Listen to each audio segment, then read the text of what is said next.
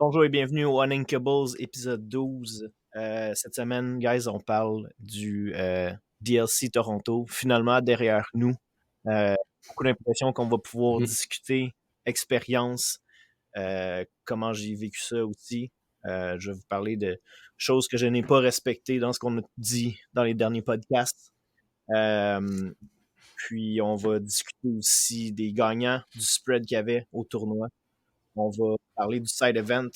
Donc, il y a eu énormément de side events. Il y a eu des belles choses qui se sont passées. J'ai eu la chance de rencontrer beaucoup de joueurs québécois aussi. Puis, ça nous a permis de justement connecter un peu de groupes ensemble qu'on n'avait pas nécessairement déjà vus. Fait que bienvenue Dan, bienvenue JF. Bonjour monsieur. What's up? Bonne fin de semaine de votre côté. Bon. Ouais. Ouais, très relax. Je vais vous expliquer un peu vers la fin où est-ce que j'en étais avec mon mindset en fin de semaine et mes cartes de l'Orcana. Mais oui, c'est très De écoulé. mon côté, un beau week-end familial, entrecoupé de petites parties de l'Orcana sur Twitch à gauche et à droite et bien sûr suivre les activités du groupe en ligne. Nice, excellent.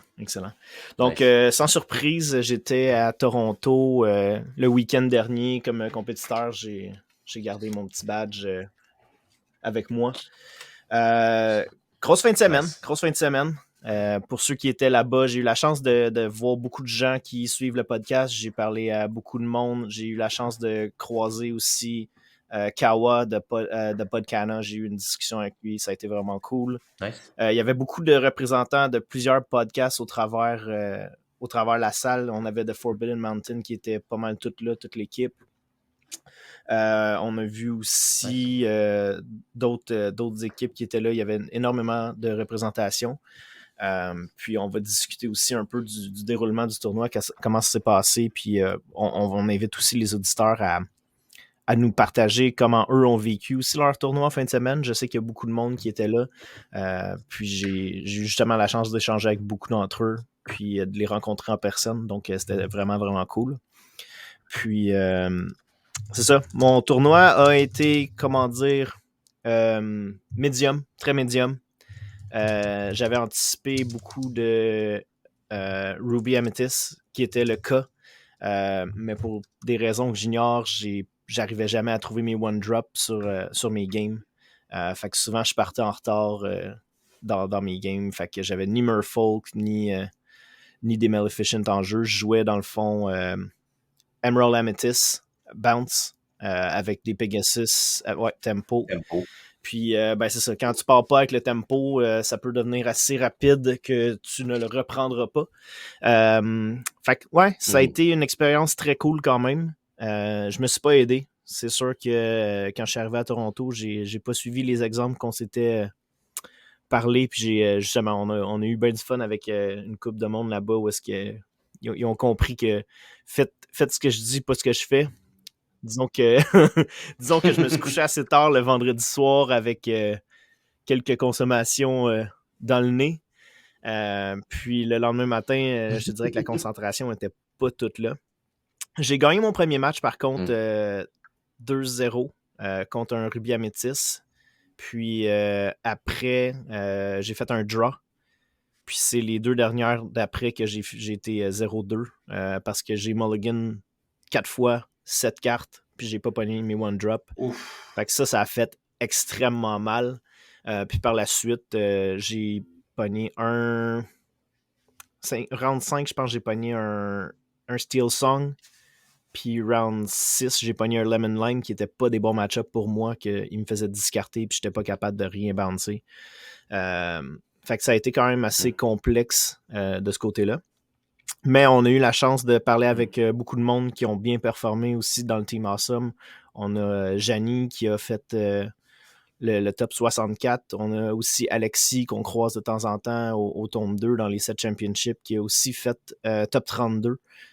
Donc on a eu beaucoup de Québécois qui se sont rendus dans le Day 2. Puis on va en parler un petit peu plus tard, les gars. Mais honnêtement, j'ai adoré mon expérience. Je regrette absolument pas d'y avoir été. Ça donne énormément de possibilités de rencontrer les gens. La communauté Lorcana est absolument incroyable. C'est ce qu'on disait. Il y a tellement de monde qui a c'est leur premier TCG, puis c'est beaucoup plus familial comme environnement. L'organisation du tournoi était vraiment bien faite cette fois-là.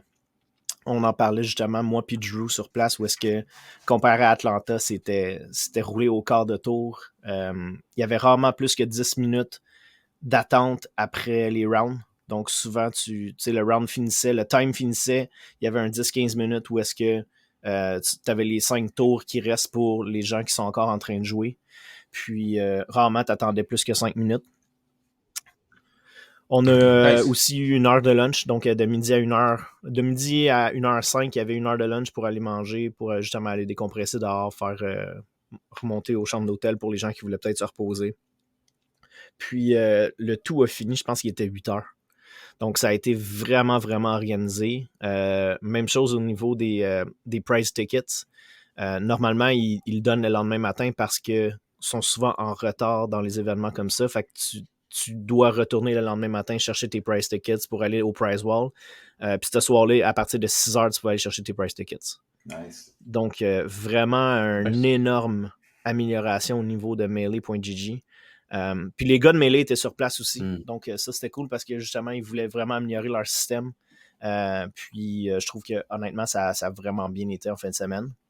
La location était vraiment bien. Super accessible de un peu partout où est-ce qu'on était. Du Airbnb, nous, ça nous prenait 10 minutes se rendre, fait qu'on n'était pas vraiment à plaindre. Mais non, l'expérience était vraiment cool. On a réuni aussi mes 2 groupes. Donc, tu sais, moi, je joue maintenant un peu plus sur la rive nord, vous êtes sur la rive sud. Puis, tu sais, je connaissais les 2 groupes, puis on a réussi à justement mélanger les 2 groupes qui ont commencé à se parler puis échanger un petit peu plus. Il y avait le monde de Québec aussi, avec Pat Côté qui était là, Drew. Fait que ça a été vraiment le fun de justement pouvoir échanger. Il y avait une couple de Québécois aussi en attendees qui ont fait des side events. Il y a un de mes amis qui a justement fait un seal le matin du jour 1. Puis il a quand même bien performé aussi. Il a réussi, je pense, Day One à avoir sa Rapunzel promo. Quand même. Fait que ça a été quand même assez payant pour lui. Puis étant donné que je faisais pas des 2 de mon côté, on revenait à Montréal, ça me tentait pas de rentrer trop tard. Fait que j'ai pas fait de side event. Surtout que j'avais pas amené mes decks de 7-5. Puis j'avais pas non plus besoin d'aucune carte pour faire du seal ou quoi que ce soit. Je m'étais inscrit d'avance à un tournoi qui était le Villainous. Donc tu pouvais faire un tournoi de Villainous avec le nouveau jeu avec la promo. Mais quand j'ai vu le temps que ça prenait pour le faire, j'étais comme ça vaut-tu vraiment. Puis tu sais aussi le reward à la fin là, c'était comme 6 tickets si tu finissais premier, puis une casquette Villainous, puis le jeu. Mais c'était 4 heures de temps à investir. Fait que j'étais comme, regarde, pour ma santé mentale et physique, on va quitter tôt, on va skipper le trafic de Toronto parce que quand on est arrivé, ça a été légèrement chaotique. Puis non, ça a été une expérience que je referais. Je regardais peut-être pour aller à Seattle, qui est le prochain, que les billets tombent en vente ce soir à 10h pour ceux qui... Ben, on va publier, fait que c'était hier soir à 10h pour ceux qui regardent le podcast, donc le 26 août. Mais je recommande cette expérience à tout le monde qui veut vivre un DLC. Tous les joueurs contre qui j'ai joué étaient super le fun. Puis il y a des gens qui vont peut-être pouvoir vous parler des expériences qu'ils ont vécues, où est-ce que il y a eu des gestes qui ont été posés que j'aurais jamais vu ça dans un autre TCG. C'est comme donner une victoire à quelqu'un pour que tu te classes versus les 2 pas se classer. Donc il y a des affaires qui ont été faites que je trouve qui se font pas dans d'autres TCG, où est-ce que la communauté est un petit peu plus fermée puis un petit peu plus comme selfish, qu'on va dire là. Donc, vraiment des joueurs contre qui j'ai joué qui étaient extrêmement cool. J'ai joué contre un Québécois.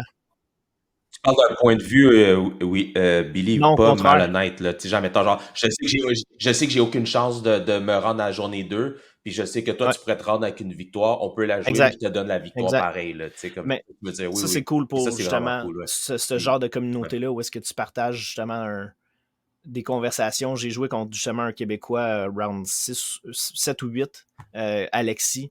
T'sais, les deux, on faisait pas day 2, c'était officiel, puis on a eu des conversations vraiment le fun, justement, juste en jouant. On avait pas il n'y avait plus de pression, on discutait, on a eu du fun, on a échangé sur notre expérience, puis notre passé aussi de TCG. Lui, c'est un gros joueur de Magic. Puis, tu sais, des fois, c'est ça. Tu sais, des fois, les decks sortent pas, puis ça marche pas cette journée-là. Justement, lui, il était venu avec un de ses amis, puis il disait, il est dernier. Il a fini dernier. Puis normalement, c'est un super bon joueur, puis il gagne les 7 championships, mais cette journée-là, son deck, ça roulait pas pour lui. Ouais, c'est ça, les TCG aussi. Puis, tu sais, comme je parlais à Janie aussi, une de nos joueuses qu'on joue beaucoup avec, puis qu'elle a fini top 64, puis elle a fait le Day 2, tu sais.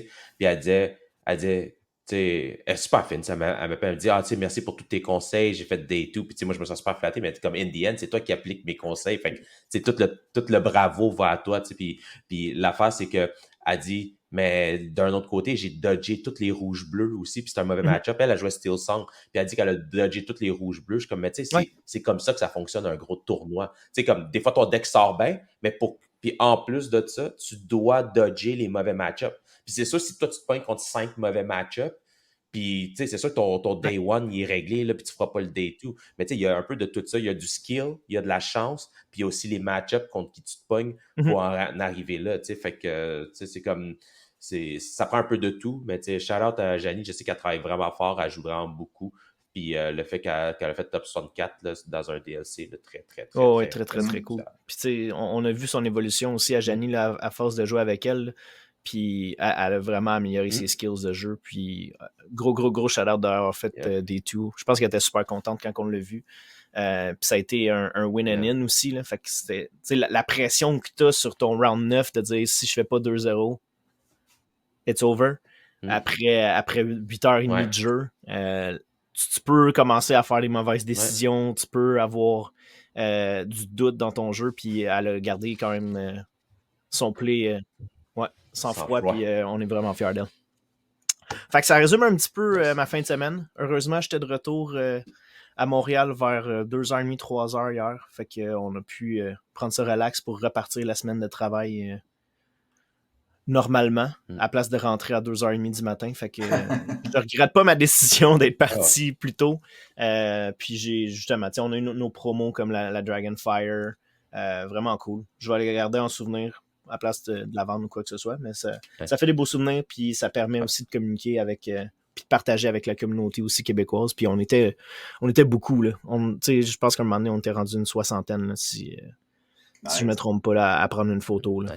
Fait que c'était vraiment cool de voir tout le monde, puis de pouvoir échanger. Puis même chose avec les gens de Podcana, Kawa était super approachable. On a eu une belle conversation, puis c'est un peu eux qui nous ont inspirés. Ben moi, c'est un peu eux qui m'ont inspiré à partir de ce podcast-là, fait que c'était quand même cool de justement pouvoir partager avec lui notre cheminement so far, puis le fait que nous, on est en français, c'est sûr qu'il ne viendra pas nous écouter, mais ça nous donne aussi la possibilité de s'améliorer en suivant un peu leur parcours. On a échangé entre nous deux, les struggles qu'ils ont eu par rapport à garder un horaire, faire un podcast, parler de sujets, tout le temps avoir comme quelque chose à discuter. Fait que ça, c'était vraiment, vraiment, vraiment nice. Cool. Yep. Nice. Donc, si on parle un petit peu plus de ce tournoi-là, JF, est-ce que tu as des stats pour nous? Oui, j'ai les stats. Il y avait 961 joueurs, dont une princesse. Oui, une belle princesse. Déguisée en princesse pour jouer.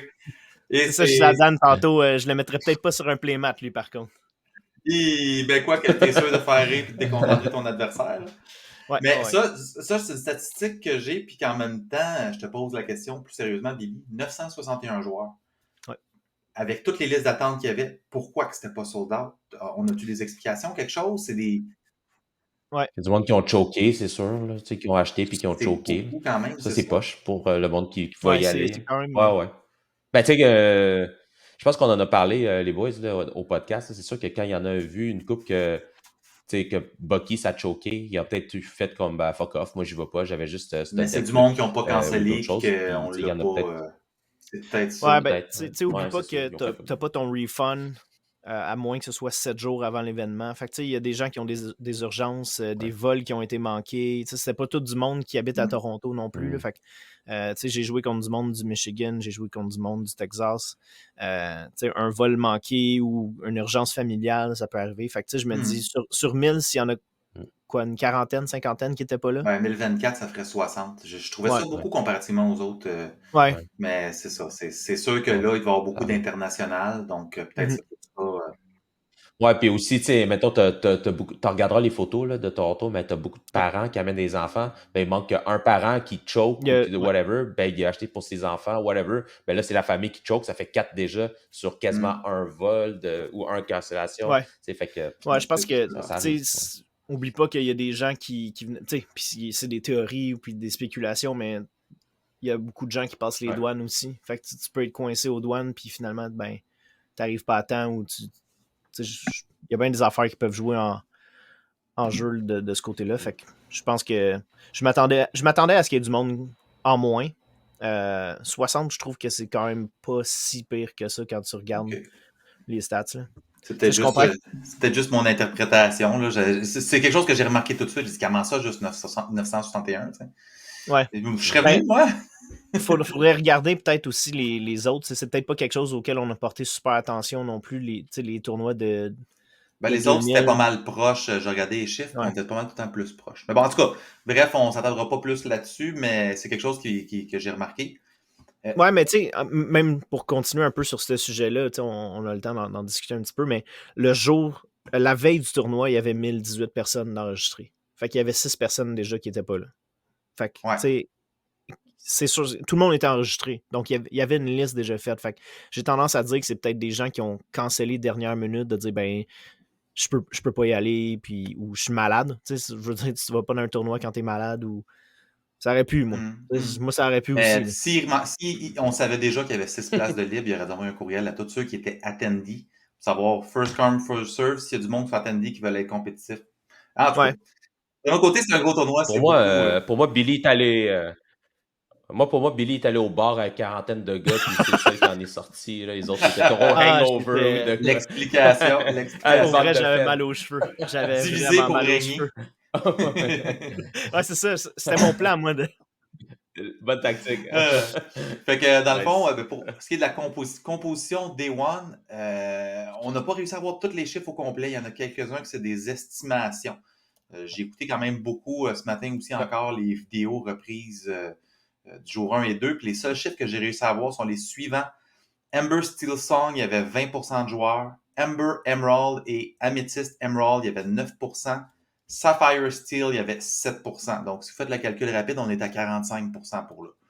Pour le 55% restant, il y a un deck que ce n'est pas une surprise et Billy nous l'a confirmé. Il y avait plus du tiers des decks qui étaient rubis améthyste, peut-être même s'approchant du 40%. C'était fou. Je pense pour vrai, mes 5 premiers match-ups, c'était ça. J'ai l'impression que c'est un petit peu comme à la bourse. Hein? En cas d'incertitude, on se replie vers des valeurs sûres. Fait que le monde sont tous allés sur le rubis améthyste vu que Bucky avait été ban. Ouais. On peut spéculer qu'il y avait probablement aussi dans le coin d'une quinzaine de pourcents de rubis sapphire, puis le reste différents decks. Mais bref, ça c'est la composition at large du Day 1. Pour le jour 2, j'ai réussi à avoir le breakdown du top 64. Donc, nous avions 21 Ember Steel, 13 rubis améthyste, 7 Sapphire Steel, 7 rubis Sapphire, 6 Emerald Amethyst, 6 Ember Emerald, 2 Emerald Steel, 1 Amethyst Steel et 1 Ruby Emerald. Ça, c'est la surprise que personne n'a vu venir. Donc, quand même assez diversifié, mais une très forte représentation et un très haut taux de conversion de Ember Steel Song. Ouais. Puis, on a quand même, comme tu disais, on avait beaucoup de Québécois qui étaient présents. Mm-hmm. C'est sûr, c'est normal, c'est plus facile pour beaucoup de monde à part besoin de traverser des lignes. Puis, c'est quand même assez aussi proche. Toronto, le voyagement, ça se fait quand même relativement bien. Ça s'est représenté dans, justement, le jour 2. J'ai noté 11 Québécois qui ont fait le jour 2. Peut-être qu'il y en avait plus, mais je vais être bien franc avec vous, c'est pas évident. Fait que c'est les noms québécois, les noms francophones qu'on a le plus remarqué. Ça se peut qu'il y avait des anglophones québécois que je connaissais pas, puis qu'en voyant le nom, tu le sais pas.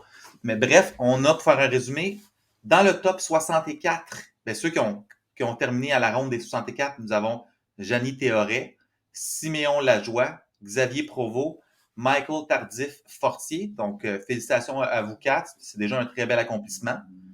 Pour le top 32, qui se sont rendus au top 32, Gabriel Laporte, Alexis Lamarre et Luc Robert. Donc, eux autres sont arrivés vraiment, vraiment proches d'avoir une invitation au national. Et là, on a 4 nouveaux joueurs qui ont eu une invitation pour le national, à commencer par Kevin Anctil, qui a fait top 16, Philippe Asselin, top 8 et un des récipiendaires d'une Mickey Gold, puis les 2 Québécois qui ont perdu en demi-finale, en plus avec un deck que j'apprécie particulièrement, Nicolas Roy et Mathieu Bertrand avec Sapphire Steel. C'est Colin que j'aurais aimé ça qu'il y en a un qui se rende en finale puis qu'il remporte. Puis un gros shout-out à Mathieu Bertrand qui a dû avoir vraiment chaud pendant son week-end. On l'a vu jour 2, qui était en full cosplay du Mandalorien, là, avec le casque et tout. Quand il a récupéré sa Mickey lors des célébrations de la fin, il y avait même son casque du Mandalorien sur la tête. Là. Fait que shout-out, c'est le genre de truc qui est le fun quand tu vois ça sur place. Ouais. Donc, pour ce qui est de la finale comme telle, c'est Diego Saz qui l'a emporté avec le deck Emerald Ember, plus communément appelé Lemon Lime, sur David Nunez en Steel Song. Donc, ça a été un match qui s'est terminé 2-1, mais qui a été quand même, je dirais, assez one-sided pour le Lemon Lime. C'est un deck dans la façon de jouer qui se rapproche beaucoup du deck Green Steel qu'on avait avec Bucky. C'est beaucoup de contrôle de main, puis de discard, puis de pige avec le... Beaucoup plus difficile à jouer, mais en termes de feel, c'est quelque chose qui se rapproche beaucoup. Puis on l'a vu lors du dernier match, le joueur de Steel Song, David Nunez, il a concédé parce qu'il s'est tellement fait vider son board qu'il s'est fait faire une Kida suivie d'un Under de si bien placé pour vider le reste. Il ne peut plus rien faire. Là. Ouais, Steel Song ne veulent pas voir discard. C'est une des grosses raisons pourquoi Steel Song n'était pas très bon quand Bucky est encore là. Ils veulent pas voir ce deck de discard-là. Comme c'est vraiment dur à gérer. Puis surtout que le nouveau Steel Song, ben, ce Steel Song-là, il y en a encore un nouveau, là, mais le nouveau Steel Song va jouer des cartes qui sont très low to the curve aussi, comme des Cinderella. J'ai pas vu sa liste exacte, mais je peux juste assumer des Cinderella, des Harp ou des Vanessa, Ursula, puis ces affaires-là, ils ont tout en bas de 2 d'attaque, puis en 2 de 6, ça pardonne pas, ça jette tout en bas. Mais ouais, c'est ça. C'est nice de voir une autre combinaison de couleurs gagner. Ça, c'est vraiment cool.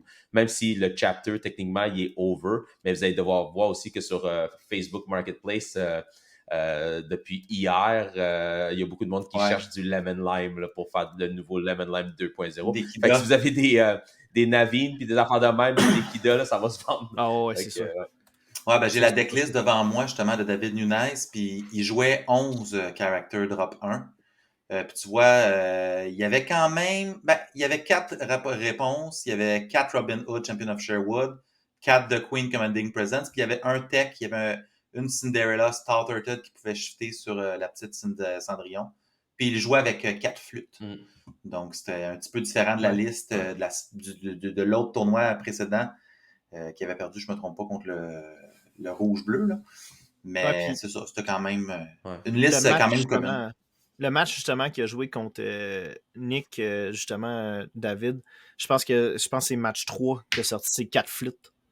Il y avait 4 flûtes sur le board, puis je pense qu'il était à 12 lore, puis, tu sais, Nick était pas encore rendu au point où il pouvait Lucky Dime Tamatoa, fait que tout ce qu'il avait à faire, c'est chanter une chanson, 4, chanter une chanson, 4, 3, 8, 4, voilà. Game over. Ouais. C'était quand même drôle parce qu'en fait, c'est pas super drôle, mais c'est sur un Whole New World. Il y avait déjà deux flûtes sur le jeu. Nick a fait un Whole New World, puis il a pigé, dans le fond, les 2 flûtes. Il les a joué le tour d'après. Il a chanté un genre, je pense que c'est Let the Storm Rage On.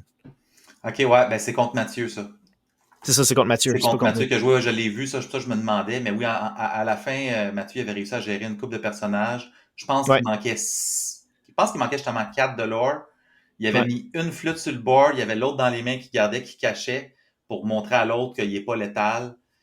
Il a réussi à jouer l'autre flûte, à jouer soit un Let the Storm Rage On ou un Strength of the Raging Fire. Strength of the Raging Fire. Ça, il a fait justement son 1-2 en questant, puis les 2 flûtes, puis il a closé ça là. Ouais. Tu peux pas rien faire Ouais. ensemble. Ouais, il n'y a rien que tu peux faire. Mais ouais. Mais qu'est-ce que je m'en dire? Il y a. Je me souviens même plus. Je me souviens même plus ce que je m'en dire. Donc, ben, regarde, il y a quelque chose que je peux donner tout comme information, c'est que le mois prochain, on va avoir pour la première fois 2 gros tournois en même temps. Donc, les prochains tournois DLC auront lieu les 21 et 22 septembre, en même temps à Las Vegas, en Amérique du Nord, et à Birmingham pour le circuit européen. Ça va être spécial parce que ça va être les 2 premiers DLC du 7.5 avec la méta justement là, du 7.5. Puis un ne pourra pas influencer l'autre. Fait que j'ai vraiment hâte de voir si les compositions vont être similaires d'un deux ou ça va être strictement différent. Ça va être vraiment intéressant de voir ça. Là. Ah, puis ça va être 7-5. Ouais, c'est ça exactement. Ouais. Fait que ça va être. Puis on a déjà vu, quelle belle transition. Mais on a déjà vu un snippet, si on veut, un avant-première de la deuxième journée. Il y avait un événement, pour ceux qui n'ont pas fait le Day 2 au DLC de Toronto, qui avait un événement de 170 joueurs constructed, donc c'est comme des decks, avec les cartes du Chapter 5 qui sont légales dedans. On a 3 personnes que moi je connais personnellement, des Québécois qui ont topé. Vous avez PM, qui est, ceux qui ne connaissent pas, Sailor, un des très bons joueurs ouais, c'est ça, de l'Orcana. Vous avez un de nos bons chums, Eric, qui a fait le top. Puis je pense qu'il y a Nathan aussi qui avait fait le top. Donc, tu sais, comme on a vu un peu un sample size de ce comment va ressembler la méta. Vous avez le deck Blurple qui a gagné. On va rentrer dans le deck Blurple un peu plus en détail après. Mais moi, j'ai joué mercredi un deck vert mauve qui était un peu en mode bêta, que j'essayais des affaires avec. Puis Eric, il jouait à côté de moi, puis il le regardait, puis il l'aimait bien. Puis il me dit, tu sais, passe-moi les pour Toronto. Si je fais pas le Day 2, ben, je vais le jouer. Fait que là, c'est un deck que j'ai fait, c'est un vert mauve avec les cartes du nouveau chapitre. Vous allez voir là, ici, là, comme nouvelle carte, ce que je joue, c'est... Ben, je vais parler du deck en général avant de parler des nouvelles cartes, là, mais moi, je vais jouer 4 Chernobog Follower, 4 Magic Broom, 2 Curse Merfolk. Ça, c'est mes one-drop. Fait qu'on parle de 10 one-drop. Pourquoi je joue Chernobog et Magic Broom? C'est parce que je joue le nouveau location qui est The Library. Library coûte 3. Tu peux bouger un character là pour 1. Il y a 8 de vie, donc 1 de vie de plus que le Castle, mais il coûte 1 de moins. Mais il fait juste 1 lore par tour, qui pas 2. Par contre, quand un character il est banish dans cette location-là, tu gagnes. Tu piges une carte, c'est ça. Fait que là, l'affaire, c'est que tu vas mettre ton Chernobog là ou ton Magic Broom là. Puis quand tu fais leur effet, ben, tu vas piger 2 cartes. Un pour l'effet de Chernobog et un pour le Castle, ou un l'effet de balai, puis un l'effet du Castle encore. J'appelle le Castle, mais c'est vraiment le Library. Là. Mais vous me comprenez. Fait que c'est vraiment le mécanisme avec quoi que je jouais puis que je trouvais qu'il y avait beaucoup, beaucoup de potentiel. Puis qu'est-ce qui est nice, qui est combo aussi, c'est que tu joues Lyle Tiberius Rourke dedans, qui est une carte que quand tu joues, tu donnes Reckless, fait qu'il est un peu comme Jacques, mais il est uninkable. Mais quand il y a un de tes autres characters qui est banished, ton opponent, il perd un lore. Fait que si tu es capable de rentrer dans le castle, tu piges 2 cartes avec ton Chernobog ou ton balai, puis tu fais enlever un lore en plus, le combo est insane. Puis c'est pas un combo genre que ça te prend 36 cartes faire. C'est vraiment un combo qui est faisable parce qu'il est faisable on curve.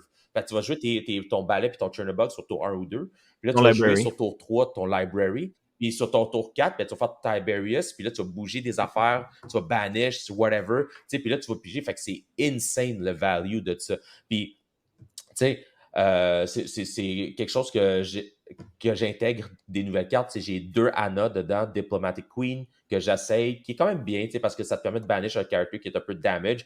Puis tu as Madame Mime Éléphant. Fait qu'est-ce qui est nice, c'est que tu peux jouer Madame Mime Éléphant le tour d'avant, tu bouges des damage, puis le tour d'après, tu rentres avec Anna qui vient de te coûter 5, puis tu peux banish n'importe quoi que tu veux. Fait que ça, c'est vraiment le fun. Puis, tu sais, j'essaye en ce moment avec la Mother Gottle. On va vous mettre la liste, by the way, dans le college. Mais tu sais, tu joues Mother Gottle. Puis une carte que Vert joue beaucoup ces jours-ci, c'est Mr. Hiss, qui est qu'un 3-1 évasif, qui tue des évasifs. Mais une des raisons pourquoi le monde le joue aussi, c'est parce qu'il est fort contre le Flynn Rider Frenemy.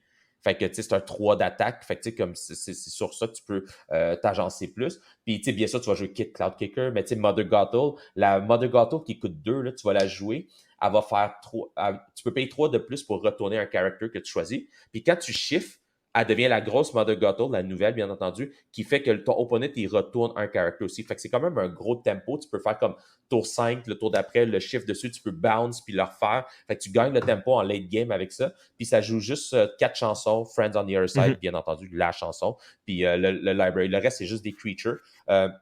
Super fort. Shout-out à Eric, qui est un très bon joueur. Là, fait que, à part lui donner une decklist, j'ai pas rien fait là-dedans. Là, puis on se textait pour dire c'est quoi les lignes de jeu. Mais tu sais, lui, au début, on se textait. Il était 2-1-2. Ou on a fait un même. Il est comme, ouais, tu sais, le deck, là, je parle, tu sais, comme, tu sais, faut essayer ça, tu sais, essayer avec le castle, essayer ça. Mais j'ai dit, tu sais, découvre tes lignes de jeu, tu sais, fais-toi confiance. Puis finalement, en gros, il a réussi à remonter ça. Puis il a fini 5e. Avec gros shout-out à Eric. Mais ça vous donne une idée d'un bon deck qui pas trop cher à faire. De ce que je regarde ici, la seule légendaire que tu vas jouer, c'est Ursula, la Sea Witch Queen, là, qui bloque les chansons. Je pense qu'elle vaut genre 5 à 10 piastres en ce moment. Là, c'est vraiment pas cher.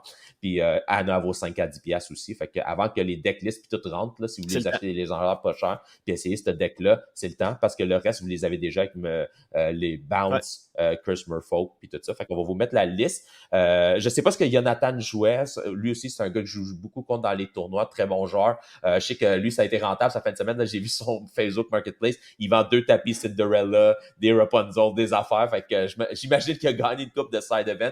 Donc, shout out à lui aussi. Puis je sais que Sailor, PM, lui, il jouait un nouveau deck rouge-bleu. Ce qui est vraiment drôle parce que j'en parlais avec GF. Puis finalement, ben il a reveal sa decklist aujourd'hui. On est lundi aujourd'hui. Puis notre liste est quasi pareil. On s'est dit, ben, Daisy Duck est trop forte contre les decks Control. Fait que là, ben, tu joues 4 de la petite Sisu Uninkable qui tue des one attack. Puis tout ça. Fait que lui, vous allez voir sur Facebook le Québec, l'Arcana, il monte sa decklist. Très bonne decklist. Là. Moi, la seule différence que j'ai, c'est qu'à la place de jouer 4 Sisu, la grosse, qui wipe le board, j'ai 3 Sisu, la grosse, puis je joue un Mufasa. Parce que je l'ai pogné en Enchanted, puis je voulais la jouer, puis je t'ai tué, puis c'est ça.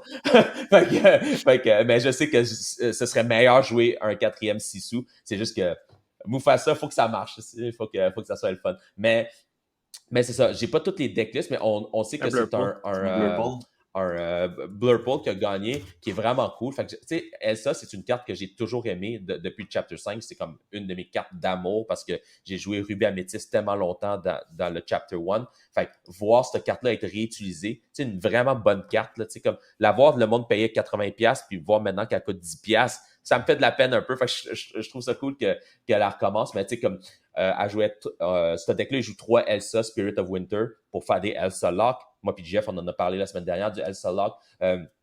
Vous avez aussi le nouveau Mufasa 2 fois, Adais, Yzma, Cusco. Cusco, le nouveau, là, qui coûte 6.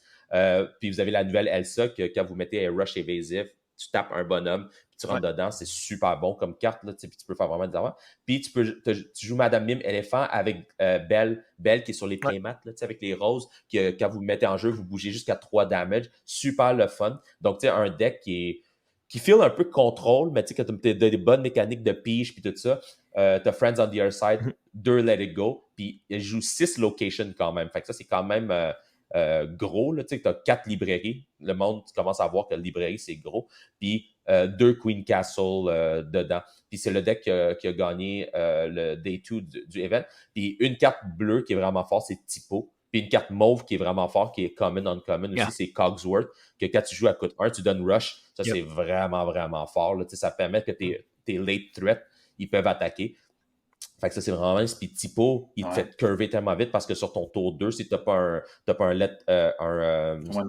un jump, ben, ce que ça va faire, c'est que ça va te donner ton 3e encre tout de suite. Fait que sur ton tour 3, tu pourrais jouer comme un tour 4 déjà, comme un Madame Mime éléphant, tu bounces ton Typo, tu rejoues ton Typo le tour d'après, fait que tu te gagnes un autre encre, puis tout ça. Fait que ça fait que c'est vraiment cool. Puis la librairie, ben, ça fait juste tellement piger avec le Chernobog Follower.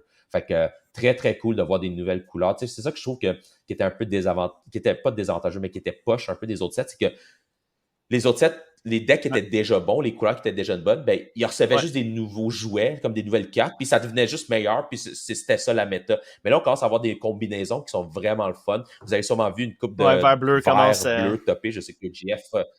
il est sur le bord d'être sleevé. Fait qu'il y a ça. Ouais, fait que il y a ça, puis il y a beaucoup de decks que je vois avec rouge puis d'autres couleurs, juste à cause d'une Ouais. carte, puis le nouveau Robin Hood. Puis tu sais, JF, tu vas en parler dans un autre podcast, mais tu sais, comme t'as Specie qui a commencé à jouer du rouge-vert à cause de ça, JF qui a commencé avec Ouais. Ça roule rouge-gris. bien à Fait que tu date. sais, comme, il y a beaucoup de possibilités que Robin Hood. Ouais, ça roule bien, je pense que c'est une bonne fiche avec. Puis c'est ça. Puis suite à ce que tu disais justement, là, Ouais, petite puis. parenthèse là, avec les petites sous pour contrer les Daisy Duck, Ouais, j'ai justement fait le tech ouais. cette semaine, là, je l'ai rajouté, puis je vais l'essayer mercredi. Je veux dire, c'est Euh, autre. ouais, Ben, ouais, puis il est exactement. évasif. Fait que tu peux rentrer Ça dans peut des être pratique. évasifs s'il y a de Fait que, quoi. on revient sur le Mais. Blurple. Mais c'est ça.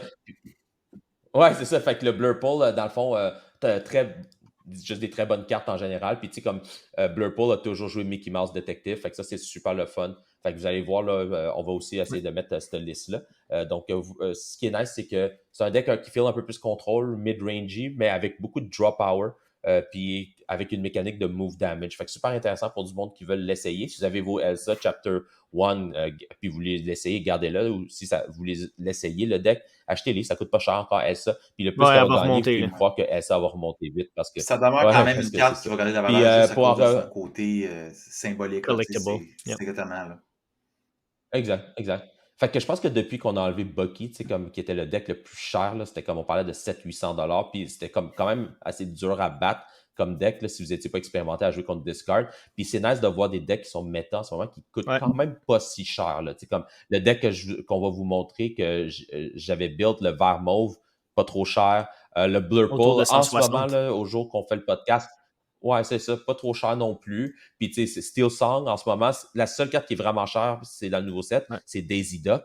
Mais, tu sais, comme vous pouvez jouer avec des Navines puis des choses comme ça Ben, Navi n'est pas qui donné rend ça non plus, bon. là. Mais, Une carte à 40$ pareil. ouais, non, mais c'est ça. Mais on est loin Ouais, ouais, on est ouais, loin absolument. du vert gris. Mais si vous avez des Rapunzel des anciens sets puis tout ça, c'est Ouais. quand même pas pire là, pour adapter votre. Ouais, je pense que le plus cher. Ben, Mais ouais. tu vois, là, le Steel Song, c'est peut-être un des plus chers en ce moment que je vois, là, autour de 640. Là. Ouais. Fait que tu sais, c'est Ouais. vraiment le plus cher parce que Mais t'as du ouais, Robin Hood, t'as du Whole New World, t'as du Naveen, t'as du Rapunzel. ouais. Tu vas avoir des. Ouais, c'est pas mal ça, là. Ouais. C'est sûr que si vous commencez à Ouais, ouais. zéro, c'est peut-être le deck le plus cher. Mais si vous devez juste l'adapter, ben vous devez ajouter Ouais. des Idoc et des Navines. Puis si vous avez joué au Chapter 5, les chances que vous avez pogné ces Mhm. cartes-là sont quand même élevées. Mais c'est ça. Sinon, il y a beaucoup d'options intéressantes qui sortent. Puis bien entendu, vous avez vert-jaune là, qui joue avec Diablo. Mais je pense que le vert-jaune, il est resté très similaire, mais il joue Ouais. Navine dedans, 2 Navines pour pouvoir chanter les Bruno directement, puis tout ça. Mais je suis sûr qu'on va voir d'autres listes bientôt. Mais shout-out à tout le monde qui a joué au Day 2 Event. Ça nous a donné quand même un bon sample size de ce que le Chapter 5 Ouais. méta va avoir de l'air.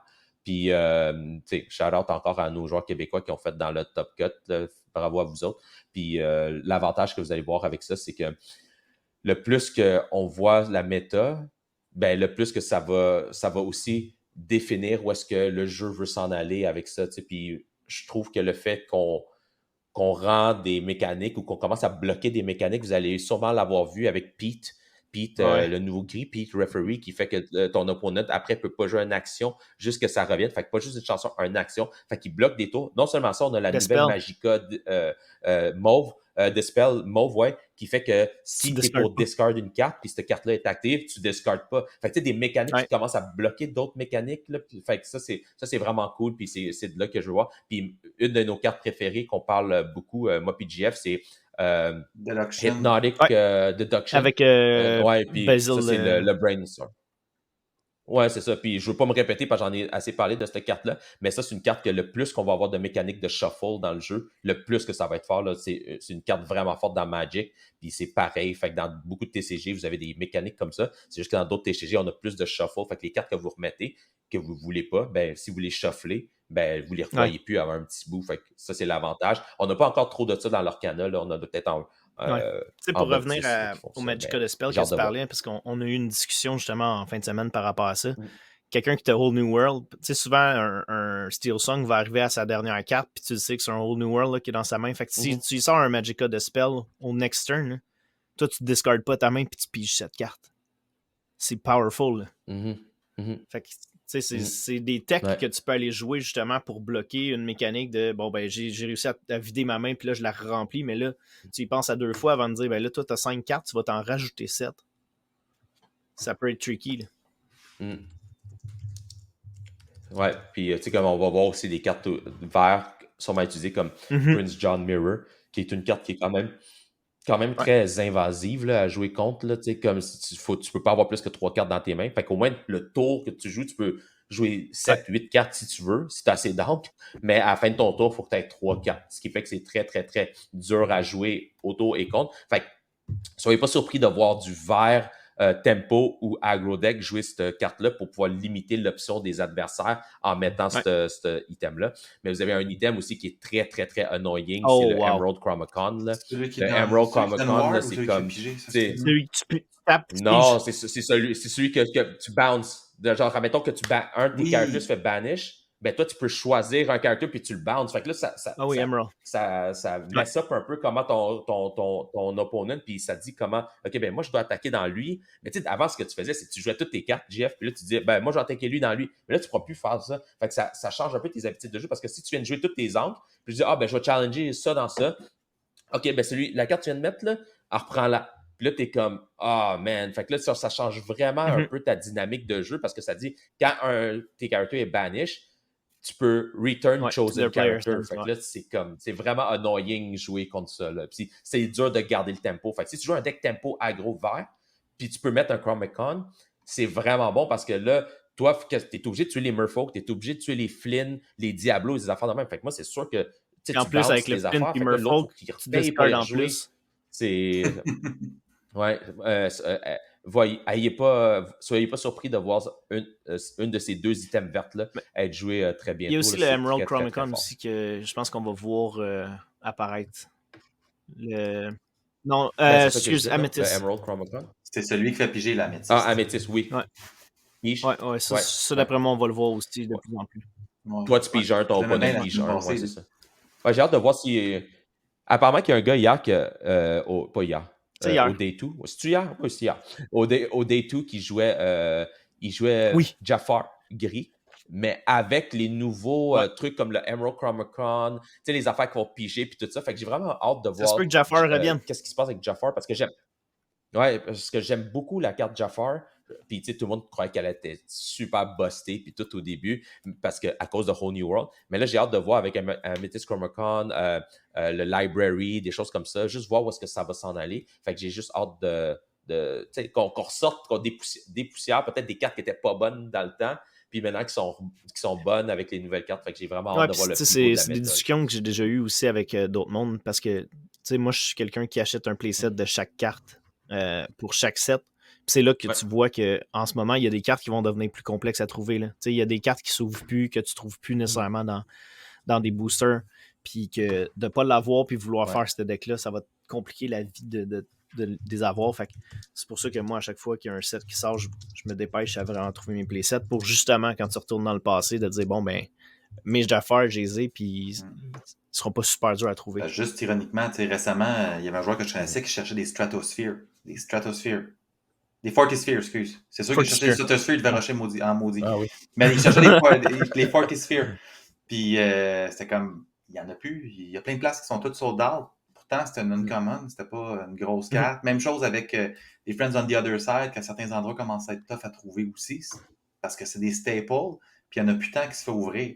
Fait qu'à moins que quelqu'un vienne vendre sa collection, les magasins n'en ont pas des nouvelles à vendre. Fait que c'est sûr que... Puis, parlant de vente de collection, je pense qu'on est très fort dans nos segways aujourd'hui. Là. On est en feu. Fait que Dan, je te laisse parler de vente de collection. Bon, écoutez, c'est avec un bon plaisir et un mauvais que j'annonce. En fait, en gros, je me retire pas du jeu parce qu'après avoir parlé à Billy et Jeff, je voulais me retirer du jeu au début. Comme ceux qui me connaissent dans ma vie personnelle, je suis quelqu'un qui se donne beaucoup pour ma job. Jeff dit que je suis un workaholic. Puis, en gros, la réalité, c'est que j'ai une job très demandante. Je suis directeur en tech dans une position récemment. Puis, avec ma fille qui recommence l'école, j'avais juste plus le temps de jouer. Tu sais, je faisais comme 3 tournois par semaine. J'allais à comme beaucoup de championship. Puis finalement, ben, dans les 2 derniers mois, on a observé, j'allais juste aux 3 mana, qui est bien correct parce que j'adore la shop. Mike, c'est un ami à moi. C'est juste que j'avais plus tant le temps de jouer, puis j'ai des playsets de foil, des enchanted, puis des playsets de non-foil aussi. Une collection qui vaut quasiment comme 15-16 000 $. Puis ce que vous allez voir, c'est bientôt sur Facebook Marketplace, c'est que je vais commencer à vendre l'entièreté de ma collection, mais je garde 2 decks pour pouvoir continuer à jouer avec mes chums, pouvoir faire le podcast, rester un peu à l'affût dans la game. Fait que tout ce qui est foil, malheureusement, je vais sûrement commencer à m'en débarrasser. J'ai déjà vendu, j'en ai parlé de bouche à oreille, puis il y a beaucoup de Enchanted que j'ai déjà vendu à des chums, mes championship cards, puis beaucoup de foils qui sont durs à pogner comme les Be Prepared, les IRAM, les Fishbone, toutes ces affaires-là que genre en normal, elle vaut 3$, puis en foil, elle vaut 35$, là, mettons, là, que j'ai déjà commencé à vendre beaucoup. Fait que alarmez-vous pas, j'ai encore 2 decks que je vais continuer à jouer avec, mais à la place de garder des cartes que je sais qui feraient plaisir à d'autres personnes, je me suis dit, tu sais, je vais les vendre. Il y a quelqu'un d'autre qui va avoir du fun, quelqu'un d'autre qui est super compétitif, qui veut foiler son deck. Puis c'est pas des cartes qui sont faciles à trouver, tu sais, comme un playset d'Ariel Foiled, des affaires de même, un playset de Maleficent Dragon Foil, tu sais, comme des affaires de même du Chapter 1, Belle, Strange Special Foil, tu sais, des affaires de même. Fait que bientôt, là, ce que je vais faire, c'est que vous allez voir des posts, c'est moi.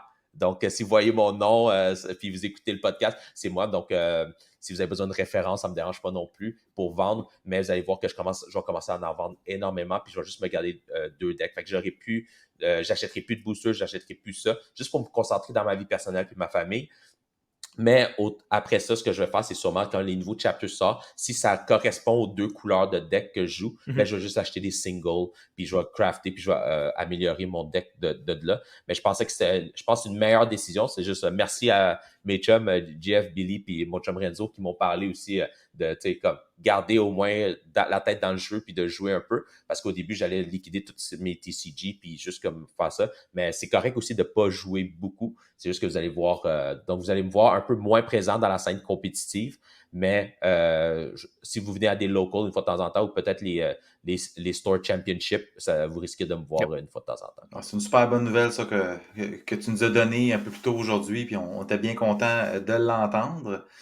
Puis on va Ouais, nous arrêter autres, on d'entendre passe parler de déjà à tes d'autres maudits choses. spoils. Ouais. On cherchait à remplacer Dan, là, mais on avait commencé les entrevues, mais finalement, on va annuler. Là. Mais non, on est content de te garder avec nous, puis on comprend aussi la réalité de la chose. Là. C'est jamais évident.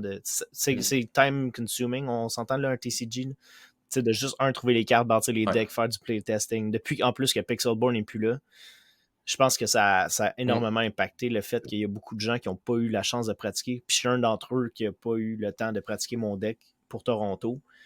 Je dis pas que c'est la raison pourquoi j'ai pas performé. Je pense que ça a plus rapport entre ce qui s'est passé entre 4 heures, le match de baseball, puis quand je suis rentré me coucher. De multiples facteurs. de multiples facteurs en canette. Mais je pense que la chose, c'est d'avoir du plaisir quand même. Là. Fait on est content de te garder avec nous aussi. Yes. Fait que je pense que c'est ce qui conclut notre épisode d'aujourd'hui. Pour ceux qui ne nous suivent pas déjà sur la chaîne, n'oubliez pas de cliquer sur subscribe. Laissez-nous vos commentaires pour qu'on puisse y répondre dans le prochain podcast. Puis sur ça, on se voit à la prochaine épisode 13. Ciao les boys. Ciao à tout le monde. Ciao guys.